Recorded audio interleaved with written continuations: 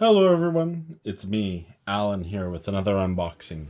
Today we're looking at the other early war starter set, Dunkirk, which is, of course, the British versus the Germans, representing, I believe, the first armored defense of the Dunkirk beaches during the evacuation, a heroic story of sacrifice that these tankers endured to make sure that the British could properly evacuate their troops. Now, as I said in my other review, but in case you haven't watched it, I love the value of these boxes. You're going to be sick of that if you watched my other review. But these are both 45 points. Both of these forces are 45 points each. So you split this with a friend and you got two half forces. You combine it with the other one. If you're a German player, you've got a full army for early war right out of the box. Combine it with the other one for the Allies. You've got a good French force or a good British force with a decent Allied contingent. Add one or two boxes to that, you're golden. Now, the British are, of course, a slightly more tank-focused list with their 5 A-13s and their 3 smaller, what are they called? They're light Mark 6s, which are pretty cool. I've always liked the look of these cruiser tanks a lot, so that's a big reason I got them. This box as well, I was originally only planning to get Maginot Line, but I can't resist. And you've got the British Expeditionary Force Infantry, which have a very different look from the later war units. And you get two 2-pounder guns, which I believe were actually first reintroduced to the game in Pacific. I believe they brought out the Anzac 2-pounders. And then you've got the German force, which has a full infantry company with 2 platoons, each with additions of mortars and anti-tank rifles, that kind of stuff, command teams, and 2 Stugs to back them up. Which is also our first appearance of the early war Stug. But you don't want to look at the back of the box, you want to see me pull these sprues out and look around at everything. Now, I included this in my other review, but I don't know if you've watched that. You should. I don't know if you have. And the reason I like early war is it presents a much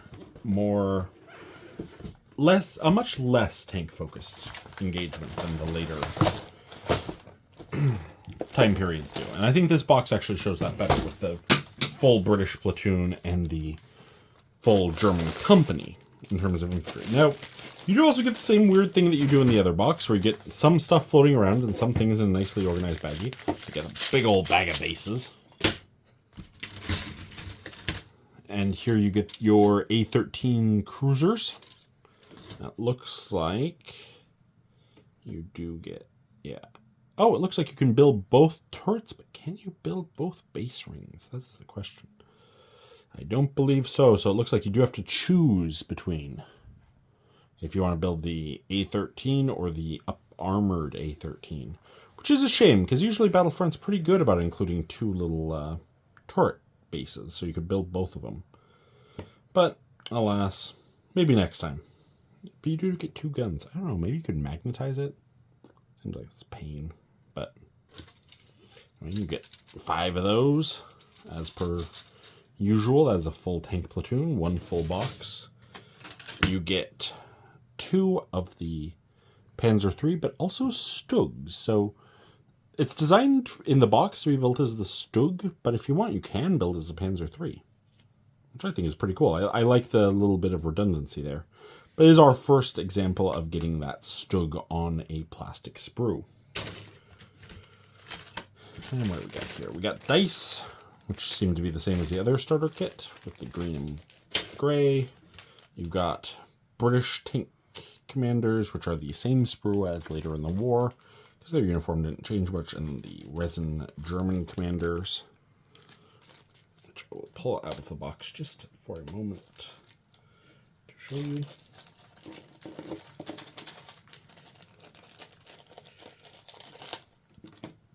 Including, who I suspect is little Erwin Rommel. Isn't he cool? The camera doesn't like him. There he goes. Well, you get to see a moment of Erwin Rommel. And you get your few other guys. Unfortunately, our camera's not really enjoying these little dudes too much. But they are cool. They're brand new resin cast, so I like to see that. They did the same with the French commanders, but the British are the same sprue that they've got. So they've got same as the Soviets. The uniform didn't change much over the war, so they just get the same sprue they've had for longer than maybe some of you have been alive. And we've got the 2-pounder. I do believe this is a new sprue. I haven't done any Anzac stuff for Flames of War, but I believe this is a new sprue. Might not be, but I think the Pacific one is metal. So I believe this is new plastic 2-pounders. And then we've got the big old bag of infantry. And super light tanks. So let us see those little lads. Oh my god, they are very small. So this is what I was talking about. Looks like for the little Mark 6 light tanks, they did include 2 little turrets, so you can build them as either, so that you can just swap the turret for the variants. So it's fun. I like that. Though I commend Battlefront, because I really like it when you can build it one time and then you've got both variants. That way you don't have to buy 2 boxes. You can just buy one and be, building it, enjoying it. You can build all 3 of these and then just swap them out as you need for your army. And let us see what the new early war plastic infantry have. Looks like we've got British forces here with the classic Tommy helmet. We've got mortars. Looks like we've got light machine guns, riflemen, 5-inch mortars. We've got a whole bunch of stuff on these sprues. And you got the officer with the classic revolver pistol. I do really like these. They look really cool. Have to maybe do a little bit more investigation, but I'm pretty sure you could probably also use these for Great War. Probably without the light machine guns. Let's get these all out of the way. And then we have here, looks like we have the British gun crew for those 2-pounders. Yeah, it looks like you got the shells and the spotters and so on and so forth. Cool, nicely molded in plastic. And then, it's okay, buddy, it happens to everyone sometimes. Sometimes your barrel just goes floppy. It's unfortunate, but I've got tons of German machine guns, so I'm not even worried about it. This is your German sprue. Looks like it's got a lot more rifles than a lot, because a lot have, like, a lot of MG34s, so on and so forth. But, looks... Yeah. Oh, and that's cool. It's got little things that tell you that this is a MG rifleman. Anti-tank rifle is the squiggly one. And you do have a full-capped German officer, which I find cool. Are these the same? No, this... Okay, so this is the other British sprue. If I was a good YouTuber, I would have divided the sprues beforehand so I could review them each at once. Actually, it looks pretty much like the same sprue. It is the same sprue. That's why. See, I already did that review. And this is more Germans. Same sprue as the previous one with the anti-tank rifles, the MGs. I do think it's really cool. Okay, so it looks like it comes with the 4 identical sprues, but those sprues have everything you need to make your army. I do really like the new early war sprues. I like the fact they took the time to retool it so that you got included all of your anti-tank rifles, stuff like that. You get a little basic rule sheet here, which teaches you the basics of the game in just one little fold-out thingy. But you probably all know how to play Flames of War. Got your instructions and how to build it, including a little thing to show you how to build your rifle platoons, which I think is really cool, including on the other side the Germans, and how to field them as motorized rifle or regular rifle teams. Honestly, this is really cool. It's a starter box, so they might not know. Yeah, no, I appreciate that. I appreciate the fact that it's designed for a for a new player. Like, it's easy for a lot of us who have been in the hobby for a while to forget that we all have to start somewhere.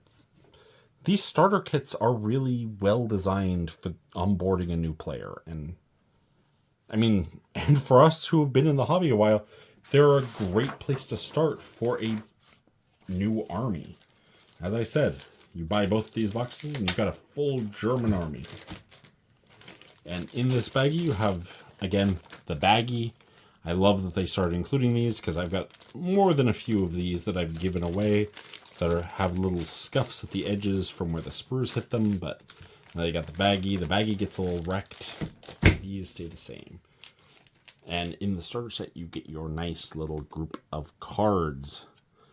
Your A13, your British Expeditionary Force, your beautiful artworked card with orders on the other side.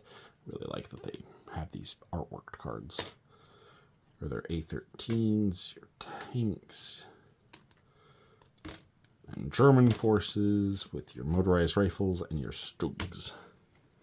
And, of course, if you are a brand new player, you just want to get started, you want to cut these out and play with your, your husband, your wife, your kid, your dad, your mom, whoever you're playing with, you want to buy this box and get going straight away. They got you, fam.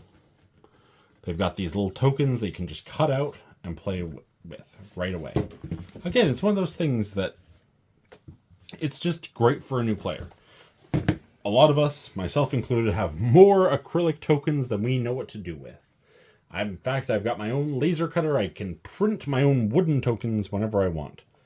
But for a new player, it's fantastic. And let's see, is there anything else that I wanted to add to that? I don't think so. This is a fantastic box from a value perspective.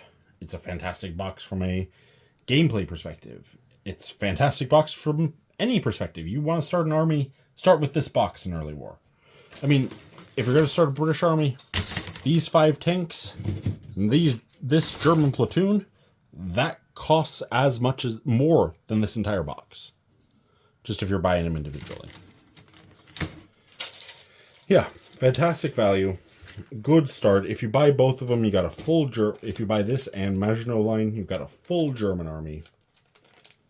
And a few things with the British, and you got your army ready. Yeah, nothing more to say about it other than that's a great value. Great place to start. Great way to get into early war. And that is all she wrote. So, like it if you liked it. Dislike it if you disliked it. But make sure if you dislike it, let me know why. Because I'm always looking to improve my YouTubing. And that is all. See you guys on the next one.